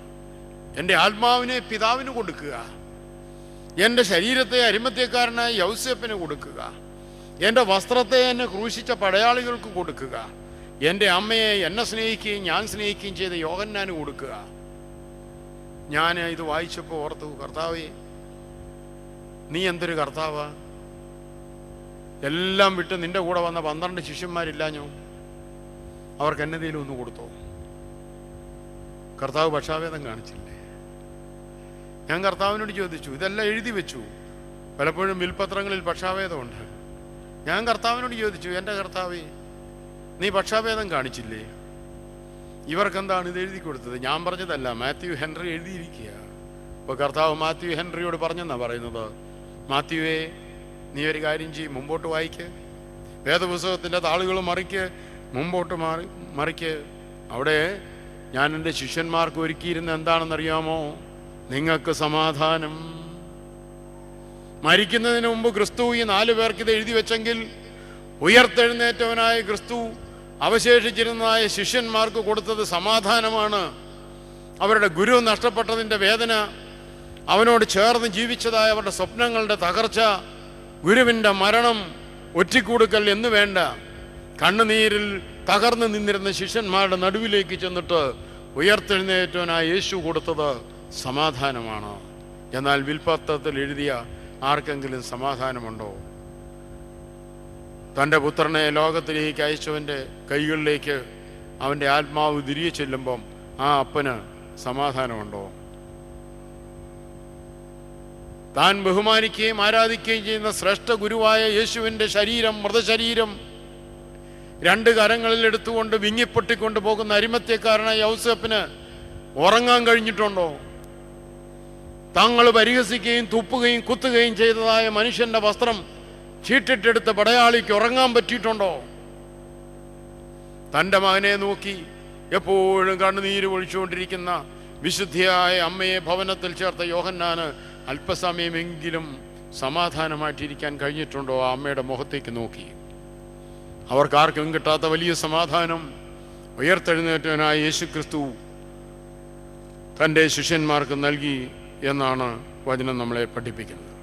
എന്നെ കേൾക്കുന്ന സ്നേഹമുള്ളവരെ, വിശ്വാസത്തിൻ്റെ മർമ്മം തിരിച്ചറിഞ്ഞ ശുദ്ധ മനസാക്ഷിയിൽ അനിന്ദ്യരായി പരിഹാസിതരാകാതെ യേശുവിൽ ജീവിക്കുവാൻ എനിക്ക് നിങ്ങൾക്കും കഴിയണം എന്ന് സ്നേഹത്തോടെ ഓർപ്പിക്കട്ടെ. പീലാത്തോസിൻ്റെ അടുക്കൽ നിന്ന് ഏൽപ്പിച്ചു കൊടുക്കുമ്പോൾ പീലാത്തോസ് പറയുന്നുണ്ട്, ആ മനുഷ്യനിതാ. യേശുവിനെ ചൂണ്ടിക്കൊണ്ട് പറയുന്നു, ആ മനുഷ്യനിതാ.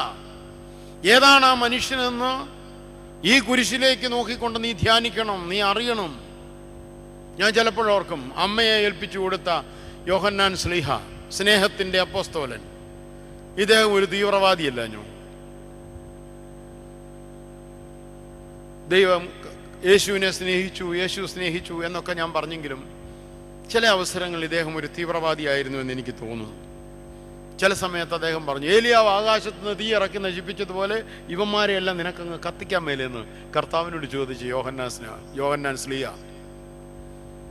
നിനക്കിവരെയെല്ലാം അങ്ങ് കത്തിച്ചു കളയാൻ മേലേ? തീവ്രവാദിയുടെ മനസ്സോടുകൂടി നിന്നവനാ, ധൃതിക്കാരനാ, വെപ്രാളക്കാരനാ, തകർത്ത് കളയാൻ, മറ്റുള്ളവരെല്ലാം തകർത്ത് കളയാൻ. യേശു പറഞ്ഞു, ഞാൻ പ്രാണനെ നശിപ്പിക്കാനല്ല രക്ഷിക്കാനാണ് വന്നിരിക്കുന്നത്. നിന്നെ ഭരിക്കുന്നത് ഏതാത്മാവാണ്? യോഹന്നാനോട് ചോദിച്ച ചോദ്യമാണ്. നിന്നെ ഭരിക്കുന്നത് ഏതാത്മാവാ? ഈ കഷ്ടാനുഭവിച്ചിൽ നമ്മൾ ചിന്തിക്കണം പ്രിയമുള്ളവർ, ഇത് കേട്ടാ പോരാ. എന്നിലും നിങ്ങളിലും വ്യാപരിക്കുന്നത് ഏതാത്മാവാണെന്നുള്ള കുരിശിലെ ചോദ്യം നമ്മുടെ മനസ്സിലുണ്ടാവണം എന്ന് സ്നേഹത്തോടെ ഓർപ്പിക്കുകയാണ്. ഞാൻ ചിന്തിക്കുമ്പം ഇച്ചിരി കഴിഞ്ഞ് സബദി പുത്രന്മാരുടെ അമ്മ തന്നെ പറയുന്നുണ്ട്, എൻ്റെ മക്കളെ ഇടത്തും വലത്തും ഇരുത്തിയാക്കണം. അവരും ചോദിക്കുന്നതായിട്ട് മർക്കോസിൻ്റെ സുവിശേഷത്തിൽ കാണാൻ, ഞങ്ങളെ അങ്ങനെ ഇരുത്താവുമെന്ന്. സ്വാർത്ഥത നിറഞ്ഞ മനുഷ്യനല്ലായിരുന്നു യോഹന്നാൻ എന്ന് ചിന്തിച്ചു പോവുകയാണ്. ഈ യോഹന്നാനാണ് അവസാന നിമിഷത്തിൽ പെസഹായിൽ കർത്താവിൻ്റെ നെഞ്ചോട് ചേർന്ന് ചാരിയിരുന്നു കൊണ്ട് നിന്നെ ഒറ്റിക്കൊടുക്കുന്ന ആരാണ് എന്നറിയാനായിട്ട് ആഗ്രഹം കാണിച്ചത്. ഈ യോഹന്നാനാണ് ക്രിസ്തുവിൻ്റെ ഹൃദയത്തെ തൻ്റെ ഹൃദയം കൊണ്ട് തൊട്ടു നോക്കിയ മനുഷ്യൻ. തിരിച്ചും ചിന്തിക്കാം, എല്ലാം നശിപ്പിക്കാൻ തക്കവണ്ണം പ്രാപ്തനായ യൗവനത്തിൻ്റെ തിളപ്പിൽ നിന്നവനെ ഹൃദയം കൊണ്ട് ഹൃദയത്തിൽ തൊട്ട് സ്നേഹം പങ്കിട്ടു കൊടുത്ത യേശു ആ സ്നേഹത്തെ തിരിച്ചറിഞ്ഞവനായിരുന്നു വിശുദ്ധ യോഹന്നാൻ ശ്ലീഹ എന്ന് നാം മനസ്സിലാക്കണം. അതുകൊണ്ടാണ് ഹൃദയം കൊണ്ട് തൊട്ട് ഹൃദയത്തെ തിരിച്ചറിഞ്ഞവനെ സ്വന്തം അമ്മയെ ഏൽപ്പിച്ചത്. പിതാക്കന്മാർ കർത്താവിൻ്റെ അമ്മയെ നിന്റെ അമ്മയെപ്പോലെ ബഹുമാനിച്ചു കൊള്ളണമെന്ന് നമ്മളെ പഠിപ്പിച്ചതും അതുകൊണ്ടാണ്. ഈ യോഹന്നാൻ കുരിശിൻ്റെ അടിയിൽ അമ്മയോടൊപ്പം ഉണ്ടായിരുന്നു. മറ്റു ശിഷ്യന്മാരെല്ലാം ഓടിപ്പോയപ്പം ഈ യോഹന്നാൻ മാത്രം അമ്മയോടൊപ്പം അവിടെ ഉണ്ടായിരുന്നു. അതുകൊണ്ടാണ് പറഞ്ഞത്, യോഹന്നാനെ ഇതാ നിന്റെ അമ്മ, സ്ത്രീയെ ഇതാ നിന്റെ മകൻ. പ്രിയമുള്ളവരെ, ഈ യോഹന്നാനെ പോലെ ഒരു രൂപാന്തരം യേശുക്രിസ്തു നമ്മളോട് ആവശ്യപ്പെടുകയാണ്. ഈ കർത്താവ് വീണ്ടും നമ്മൾ ചിന്തിച്ചാൽ കരയുന്നവരുടെ കരയുന്നവനും സങ്കടങ്ങളെ തിരിച്ചറിയുന്നവനുമായ ഒരു മഹാപ്രഭുവാണെന്ന് ഈ കുരിശിൻ്റെ ചുവട്ടിൽ കണ്ടെത്തുവാനായിട്ട് നമുക്ക് കഴിയണം. മാർത്തയുടെയും മറിയയുടെയും കണ്ണുനീരിൻ്റെ ചേർന്ന് കരയുന്നവൻ, യെരുശലേമിനെ നോക്കി കരയുന്നവൻ. ഓർക്കുക, വീണ്ടും ആ കർത്താവ് ആരാണ്, ഈ മനുഷ്യൻ ആരാണ് എന്ന് ചോദിച്ചാൽ അവൻ രൂപാന്തരപ്പെടുത്തുന്നവനാണ്, അവൻ കരയുന്നവരെ ആശ്വസിപ്പിക്കുന്നവനാണ് എന്നുള്ളത് കൂടാതെ അവൻ കാലുകളെ കഴുകാൻ പഠിപ്പിച്ചവനാണ്. വിശദീകരിക്കുന്നില്ല. നോഹയുടെ പെട്ടകത്തെക്കുറിച്ച് വായിക്കുമ്പോഴൊക്കെ ഞാൻ ഓർക്കും, ഈ പെട്ടകത്തിൽ കയറി ഈ കുടുംബവും ഈ മൃഗങ്ങളെല്ലാം കൂടെ രക്ഷപ്പെട്ട് വെള്ളത്തിൽ ഇങ്ങനെ പൊങ്ങി പൊങ്ങി പോകുമ്പം അവിടെ വെള്ളത്തിൽ ചാകാൻ കിടക്കുന്ന ഒത്തിരി പേരുണ്ട്. ചത്തുപോകാൻ്റെ അവസ്ഥയിൽ കിടക്കുന്ന ആളുകളുണ്ട്. മരണഭീതി മൂലം അവരെത്ര പേര് ആ പെട്ടകത്തിൻ്റെ അടുത്തേക്ക് നീന്തി കാണും, എങ്ങനെയും അതിനകത്തൊന്ന് കയറിപ്പറ്റാൻ. ഞാൻ പലപ്പോഴും ഓർക്കും, ആ വെള്ളത്തിൽ കിടന്ന് എത്ര പേര് കൈകാലിട്ടടിച്ച് പൊങ്ങി പൊങ്ങി അങ്ങോട്ടേക്ക് നീങ്ങിപ്പോകുന്ന ആ പെട്ടകത്തിനകത്തോട്ടൊന്ന് കയറാൻ. ഭൂമിയിൽ നോഹ ഉണ്ടായിരുന്നപ്പോൾ പറഞ്ഞിരുന്നു മനസാന്തരപ്പെടാൻ. പക്ഷെ അന്ന് അവനെ അവഹേളിച്ചവർ ഇപ്പോൾ വെള്ളത്തിൽ കിടന്ന് നീന്തുക പെട്ടകത്തിൻ്റെ അടുത്തോട്ട്. ചിലപ്പോൾ ഞാൻ ഓർക്കും, ചിലരതിൻ്റെ അടുത്ത് വരെ ചെന്ന് കാണും, ചിലരതിൻ്റെ വാതിലിലൊക്കെ കൊട്ടിക്കാണും, പക്ഷെ തുറന്നില്ല. നമ്മുടെ പള്ളികളിലും പലരും അങ്ങനെയാണ്. വാതിൽക്ക വരെയൊക്കെ വരും, ചിലർ ഗേറ്റിൻ്റെ അടും വരെയൊക്കെ വരും, തുറക്കുന്നില്ല, അകത്തോട്ട് കയറാനായിട്ട് പറ്റുന്നില്ല. ഇവിടെ പലപ്പോഴും നമ്മൾ തിരിച്ചറിയേണ്ടുന്നത് ആന്തരിക കഴികൾ നമുക്ക് ആവശ്യമാണ് എന്നോർത്തുകൊണ്ട് കുഷ്ഠരോഗിയെ കെട്ടിപ്പിടിച്ച് കരയുന്ന, അവനെ സൗഖ്യപ്പെടുത്തുന്ന അനുഗ്രഹീതനായ ഒരു കർത്താവുണ്ട് എന്ന് ഈ കുരിശിൻ്റെ ചുവട്ടിൽ ഞാനും നിങ്ങളും തിരിച്ചറിയണം. എന്നെ കേൾക്കുന്ന ദൈവജനമേ, ക്രിസ്തുവിനെ അറിയുക എന്നല്ലാതെ മറ്റൊന്നും ഞാൻ ആഗ്രഹിക്കുന്നില്ല എന്ന് പൗലോസിനെ പോലെ പറയുവാൻ എനിക്ക് നിങ്ങൾക്കും കഴിയണം എന്ന് സ്നേഹത്തോടെ ഓർപ്പിക്കുകയാണ്. അതെ, ഈ ദിവസങ്ങളിൽ ഭൂമിയുടെ മധ്യത്തിൽ, ചരിത്രത്തിൻ്റെ മധ്യബിന്ദുവിൽ, നമ്മുടെ ജീവിതത്തിൻ്റെ കേന്ദ്രസ്ഥാനത്ത് തന്നെ യേശുക്രിസ്തുവിനെ 3 ആണികളിൽ തറച്ച് കുരിശിക്കപ്പെട്ടിരിക്കുന്ന കാഴ്ചയെ നമ്മൾ കാണണം. ആ കുരിശിലേക്ക് നോക്കി ഇരുന്നു കൊണ്ട് നഗ്ന ശരീരനായി വാടിത്തളർന്ന് കുറ്റവാളികളോടൊപ്പം നിർദോഷിയായവൻ കിടക്കുന്ന കിടപ്പ് ഏറ്റവും നല്ല ധ്യാനമാണ്. ഓർത്തഡോക്സുകാരൻ്റെ ധ്യാനം എങ്ങനെയാണെന്ന് ചോദിച്ചാൽ, വീട്ടിലിരുന്ന് ധ്യാനിക്കാം, ഒറ്റയ്ക്ക് ധ്യാനിക്കാം. കർത്താവിൻ്റെ കുരിശ് മനസ്സിൽ കണ്ടുകൊണ്ട്, ആ കുരിശിൽ കിടക്കുന്ന കർത്താവിൻ്റെ അവസ്ഥയെ കണ്ടുകൊണ്ട്, ആ നിർദോഷിയായ കർത്താവിൻ്റെ കിടപ്പ് കണ്ടുകൊണ്ട്, പടിഞ്ഞാറോട്ട് വാഹനമേറുന്ന ആ രാജാവിൻ്റെ കിടപ്പ് കണ്ടുകൊണ്ട്, അല്പനേരം ആ കുരിശിൽ പതിച്ച രൂപത്തിന്മേൽ നമ്മുടെ ദൃഷ്ടികൾ തറച്ചു നിൽക്കട്ടെ എന്നാണ് എനിക്ക് ഓർപ്പിക്കുവാനായിട്ടുള്ളത്. ഈ പരമത്യാഗത്തിൻ്റെ ആത്മബലിയായിട്ട് ആണ് അവൻ സ്വർഗസിംഹാസനം വിട്ട് സ്വർഗത്തിൽ നിന്നിറങ്ങി മനുഷ്യനായി തീർന്നത്. കാൽവറിയിലെ ബലിയെപ്പറ്റി തൻ്റെ ശിഷ്യന്മാരോടൊക്കെ പല ആവർത്തി അവൻ പറഞ്ഞെങ്കിലും അവർക്കത് ഉൾക്കൊള്ളാനൊന്നും കഴിഞ്ഞില്ല. നമ്മൾ എത്ര കഷ്ടാനുഭവിച്ചു കഴിഞ്ഞാലും കർത്താവ് എനിക്ക് വേണ്ടിയാണ് മരിച്ചത് എന്ന് ഉൾക്കൊള്ളാൻ പൂർണ്ണമായിട്ട് നമുക്ക് സാധിക്കുന്നുണ്ടോ എന്നെനിക്കറിയില്ല. ഇവിടെ ഒരു നിസ്സംഗതയും നിർവികാരതയുമല്ലേ നമ്മളിലധികം പേർക്കും എന്ന് ചിന്തിക്കുക. കുരിശിനെ നമ്മൾ ആദരിക്കുന്നുണ്ട്, കുരിശിനെ നമ്മൾ ബഹുമാനിക്കുന്നുണ്ട്, കുരിശെന്ന് കേട്ട കർത്താവിനെ നമ്മൾ ഓർക്കുന്നുണ്ട്. അതിനപ്പുറം കുരിശിലെ വലിയ സ്നേഹത്തെ മനസ്സിലേക്കൊന്ന് കൊണ്ടുവന്ന് ധ്യാനിപ്പാൻ നമുക്ക് കഴിയുന്നുണ്ടോ എന്നോർക്കുക. ഈ കുരിശിൽ നമ്മൾ കാണുന്നു മനുഷ്യർ നിസ്സാരമായി കരുതുന്ന പാപങ്ങളുടെ വലിയ ഭീകരത കുരിശിൽ വരച്ചു കാണിക്കുകയാണ്. മനുഷ്യൻ നിസ്സാരമെന്ന് കാണുന്നതായ പാപങ്ങളുടെ ഭീകരത കുരിശിൽ വരച്ചു കാണിച്ച് യേശുവിനെ തിരിച്ചറിയണം.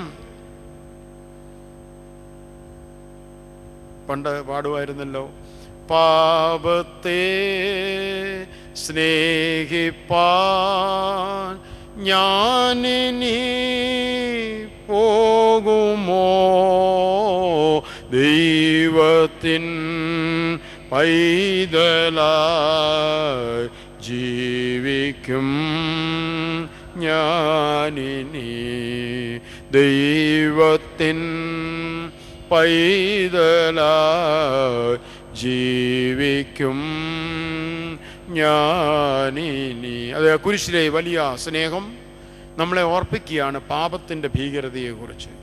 നിർദോഷിയായവൻ കുരിശിൽ കിടക്കുന്ന അവസ്ഥ, മാനവജാതിയുടെ മുഴുവൻ പാപങ്ങൾക്ക് വേണ്ടി തൻ്റെ ജീവനെ ദൈവകരങ്ങളിൽ സമർപ്പിച്ചു കൊടുത്തുകൊണ്ട് ശാന്തനായി കുരിശിൽ കിടക്കുന്ന ക്രിസ്തു നിന്റെ ജീവിതത്തിൻ്റെ പ്രകാശമായി, വെളിച്ചമായി, പാപബോധ്യമായി മാറണം എന്ന് സ്നേഹത്തോടെ ഓർപ്പിക്കുകയാണ്.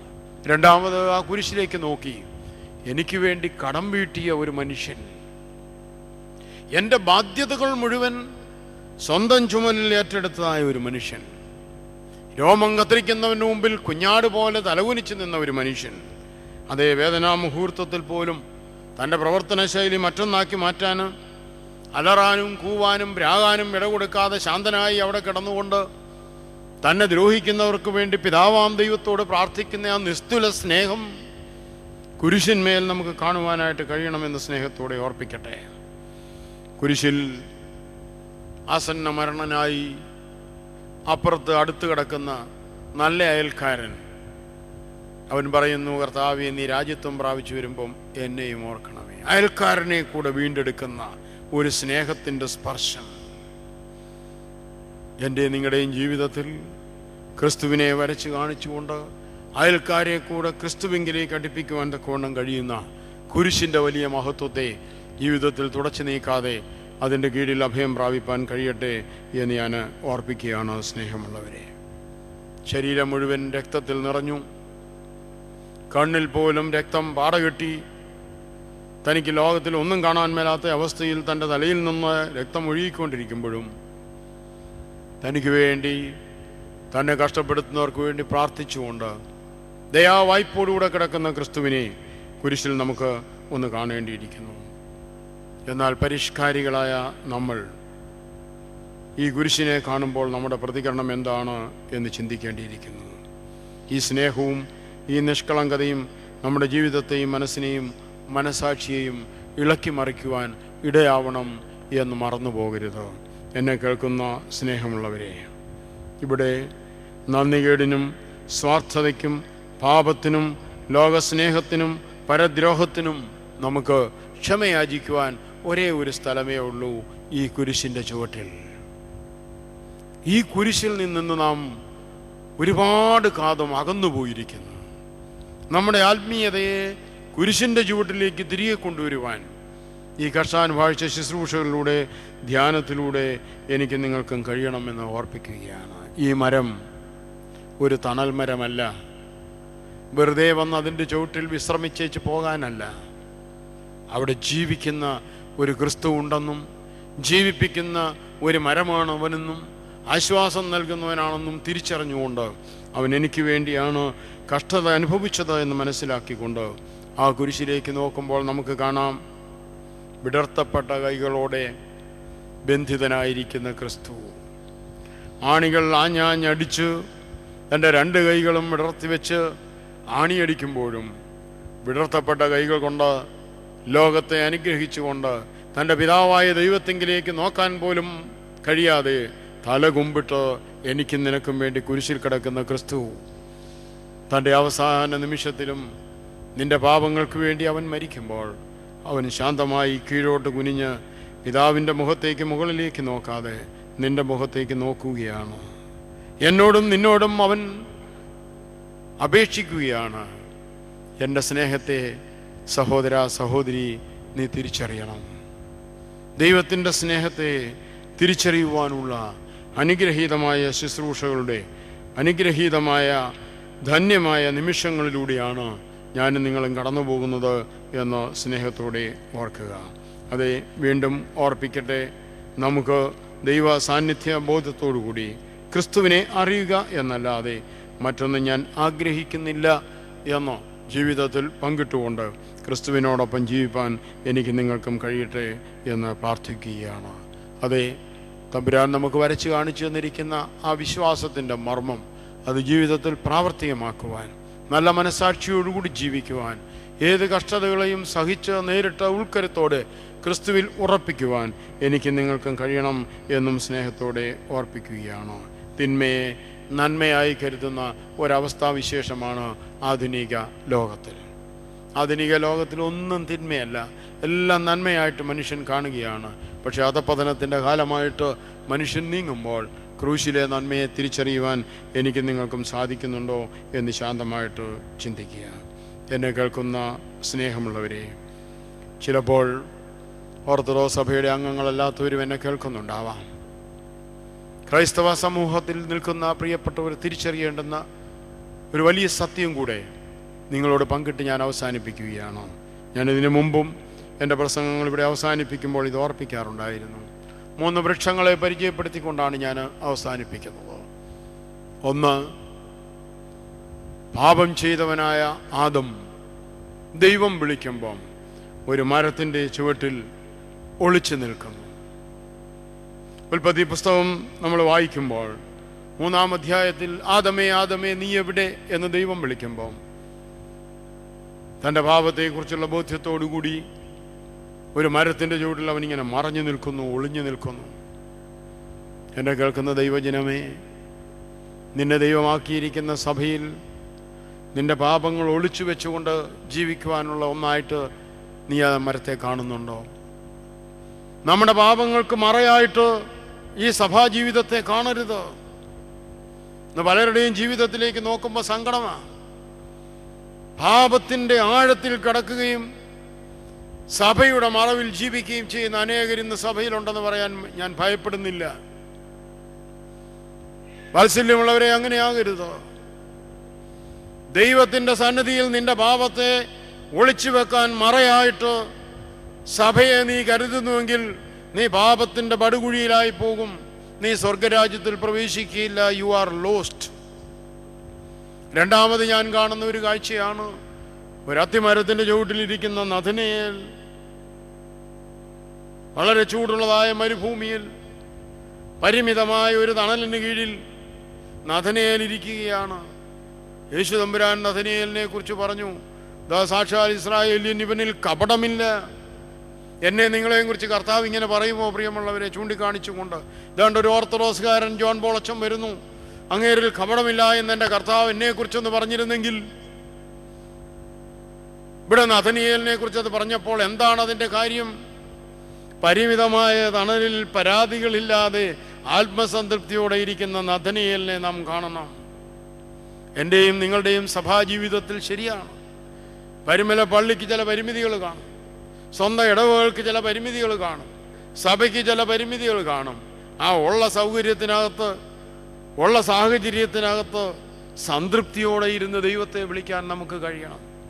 പരാതികളുടെ കൂമ്പാരവുമായിട്ട് ജീവിക്കുവാനല്ല, പിറുപിറുക്കലോടെ ജീവിക്കുവാനല്ല, അത്തിയുടെ കീഴിലിരുന്ന നഥനയേലിനെ പോലെ ലഭിച്ചിരിക്കുന്നതായ കൃപയിൽ സന്തോഷത്തോടെ ഇരിപ്പാൻ കഴിയണം. മൂന്നാമത് ഞാൻ ഓർപ്പിക്കുന്നത്, ദർശനത്തിനുതകുന്ന വൃക്ഷമാണ് സഖായി കയറിയിരുന്ന വലിയ വൃക്ഷം, കാട്ടത്തി. കർത്താവിനെ കാണുവാൻ സഖായി കയറി ഒളിച്ചിരുന്നു എന്ന് നമ്മൾ പറയുന്ന ആ കാട്ടത്തിയിലേക്കൊന്ന് നോക്കിക്കേ.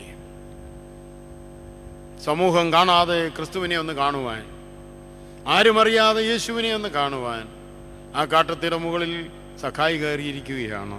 അതെ, ഇന്ന് പലരും ക്രിസ്തുവിനെ കാണാൻ ആഗ്രഹിക്കുന്നവരാണ്, ക്രിസ്തുവിനെ ജീവിതത്തിലേക്ക് സ്വീകരിക്കാൻ ആഗ്രഹിക്കുന്നവരാണ്. പക്ഷെ അവർക്ക് മറ വേണം. എന്നാൽ അവന് ദർശനത്തിന് ഉതകുന്നതായ ഒരു വൃക്ഷമായിട്ട് അതിനെ കണ്ടുകൊണ്ട് ഈ സഖായിയുടെ ജീവിതത്തെക്കുറിച്ച് പിതാക്കന്മാർ എഴുതിയിരിക്കുന്നു. സഖായിയുടെ ഭവനത്തിലേക്ക് യേശു ചെന്ന സംഭവം നിങ്ങൾക്കറിയാം. മരത്തിൻ്റെ ചുവട്ടിൽ വന്നുകൊണ്ട് സഖായിയെ വിളിച്ചിറക്കി. കൂടെ നിന്നവരെല്ലാം പരിഹസിച്ചു. യേശു തമ്പുരാൻ മറഞ്ഞിരുന്നതായ സഖായിയെ വിളിച്ചിറക്കി സമൂഹത്തിലേക്ക് ഇറക്കുമ്പോൾ സമൂഹം പരിഹസിക്കും, ഒരു സംശയവും വേണ്ട. അവനെ ഉന്തിക്കൊണ്ട് വന്ന വലിയ പുരുഷാരം മുഴുവൻ പരിഹസിച്ചു ഒളിച്ചിരുന്ന സഖായിയെ കണ്ടപ്പോൾ. പക്ഷേ സഖായി യേശു വിളിച്ചെന്ന് മനസ്സിലായപ്പോൾ ഇതെല്ലാം മറന്ന് ബന്ധപ്പെട്ട് താഴെ ഇറങ്ങി അവൻ്റെ അടുക്ക് വന്നേച്ച് ഒരു മാനസാന്തരത്തിൻ്റെ അനുഭവം കാഴ്ചവെച്ചപ്പോൾ യേശു പറഞ്ഞു, സഖായി, നീ മാത്രം എന്നെ കണ്ടാൽ പോരാ, നിന്റെ ഭാര്യയും മക്കളും കൂടെ എന്നെ കാണണം. ഇന്ന് പല വീട്ടിലും ദൈവത്തെ കണ്ടറിയാൻ 1-2 പേരെ ഉണ്ട്, ബാക്കിയുള്ളവരില്ല. നോയമ്പനുഷ്ഠിക്കുന്ന ഒരാളോ അല്ലെ 2 പേരെ കാണും, ബാക്കിയുള്ളവരില്ല. കർശാനുവാഴ്ച പള്ളി വരാനും 1-2 പേര് കാണും, എല്ലാവരും വരികയില്ല. അങ്ങനെ പോരാ, ഞാൻ നിന്റെ വീട്ടിലോട്ട് വരിക, എനിക്ക് നിന്റെ വീട് കാണണം, നിന്റെ കുടുംബത്തെ കാണണം. അപ്പോഴാ ഒരു കാര്യം ഓർക്കുക, ഒരു സമൂഹം മുഴുവൻ പരിഹസിച്ചവനെ പരിഹാസപാത്രമായി പോകാതെ അഭിമാനത്തെ അനുഗ്രഹീതനാക്കി മാറ്റുവാൻ തക്കവണ്ണം കരുണയുള്ളവനായ കർത്താവ് അവൻ്റെ ഭവനത്തിലേക്ക് പോവുകയാണ്. സഖായി അവൻ്റെ ഭാര്യയോട് മൊബൈലിൽ വിളിച്ച് ചോദിച്ചില്ല കർത്താവിനെ കൊണ്ടുവരണമെന്നൊന്നും. സഖായി കർത്താവിനെയും കൂട്ടിക്കൊണ്ട് അവൻ്റെ വീട്ടിലേക്ക് ചെന്നു. ഭാര്യയും മക്കളും ഒക്കെ ആയിട്ട് അവനെ സ്വീകരിച്ച് കാണാം. പിറുപിറുത്തുകൊണ്ടിരുന്ന പുരുഷാരം പുറകെ പോയി. ഇവൻ്റെ വീട്ടിലോട്ടാണോ കർത്താവ് പോകുന്നത്? ഈ ഉന്തിക്കൊണ്ട് നടന്ന് ഒരുത്തൻ്റെയും വീട്ടിൽ കർത്താവ് പോയില്ലെന്നാണ് ഞാൻ വിശ്വസിക്കുന്നത്. ഈ ഓശാന പാടി നടന്ന് ഒരുത്തരുടെയും വീട്ടിലേക്ക് കർത്താവിനെ ക്ഷണിച്ചില്ലെന്നാണ് ഞാൻ വിശ്വസിക്കുന്നത്. സമൂഹം പരിഹസിക്കുന്നത് താൻ വിളിച്ചിറക്കിയ സഖായി ആണെന്ന് മനസ്സിലാക്കിയവൻ സമൂഹത്തിൻ്റെ മുകളിൽ അവനെ കൊണ്ടുവരുവാൻ തക്കണം അവൻ്റെ ഭവനത്തിലേക്ക് വീട്ടിൽ ചെന്നിട്ട് പറഞ്ഞു, ഇവനും അബ്രഹാമിൻ്റെ മകനാവുകൊണ്ട് ഇന്ന് ഈ വീടിന് രക്ഷയുണ്ടായി. എന്നോട് ചിലരൊക്കെ ചോദിക്കും, അച്ഛാ ഈ രക്ഷയെക്കുറിച്ച് പറഞ്ഞാൽ അതെങ്ങനെയാ അച്ഛാ? എവിടുന്നാ രക്ഷ? ഒറ്റ രക്ഷയേ ഉള്ളൂ. ഇവനും അബ്രഹാമിൻ്റെ മകനാവുകൊണ്ട് ഇന്ന് ഈ വീടിന് രക്ഷയുണ്ടായി. അബ്രഹാമിൻ്റെ മകനായി വിശ്വാസത്തിൻ്റെ മർമ്മം തിരിച്ചറിഞ്ഞ് ശുദ്ധ മനസാക്ഷിയോടെ ജീവിച്ച് പരിഹാസപാത്രമായി പോകാതെ വിശുദ്ധിയിൽ നിൽക്കുന്നവൻ്റെ ഭവനത്തിൽ ക്രിസ്തുവിൻ്റെ സാന്നിധ്യമുണ്ടെങ്കിൽ അതാണ് രക്ഷയുടെ അനുഭവം, അതാണ് രക്ഷയുടെ ഭവനം. പിതാക്കന്മാർ എഴുതിയേക്കാണ്, കർത്താവ് ചെന്നേച്ച് പോകുന്നതിന് ശേഷം പിറ്റേ ദിവസം മുതൽ സഖായിക്ക് ഒരു നാണക്കേടുമില്ല. കാരണം കർത്താവ് അവനെ അത്രമാത്രം ഉയർത്തി. സമൂഹം മുഴുവൻ അവനെ പരിഹസിച്ചു. പക്ഷേ കർത്താവ് അവൻ്റെ വീട്ടിൽ ചെന്ന് അവനെ അബ്രഹാമിൻ്റെ മകനായിട്ട് അംഗീകരിച്ചു. അവൻ പിറ്റേ ദിവസം രാവിലെ മുതൽ എഴുന്നേറ്റ് ഓരോ ബക്കറ്റ് വെള്ളവുമായിട്ട് ചെന്ന് അവൻ ആ വൃക്ഷത്തിൻ്റെ ചുവട്ടിൽ വെള്ളമൊഴിച്ചുകൊണ്ടിരുന്നു. എന്തിനാ എന്ന പിതാക്കന്മാരെ രേഖപ്പെടുത്തിയിരിക്കുകയാണ്. തനിക്ക് ക്രിസ്തുവിനെ കാണുവാൻ ഇടയാക്കി തന്ന ദർശനത്തിനുതകിയതായ ആ വൃക്ഷം കരിഞ്ഞു പോകാൻ പാടില്ല.